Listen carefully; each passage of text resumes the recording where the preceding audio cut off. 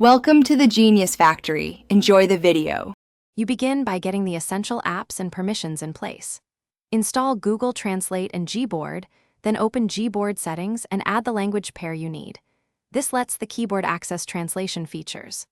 Once done, make sure to grant microphone and keyboard permissions so voice typing and clipboard access work smoothly. You set Gboard as your default keyboard now, because without that you cannot launch translate mode in apps. This step starts the actual translation workflow right away. You now switch to translate mode inside Gboard. Tap a text field in any app and touch the translate icon, then choose your source and target languages so the keyboard knows how to convert input. Once selected, type, paste, or tap the mic to speak. Gboard sends your input to Google Translate and shows the translated output right in the keyboard preview. Make sure to check punctuation and context before sending, because literal translations can change tone or meaning.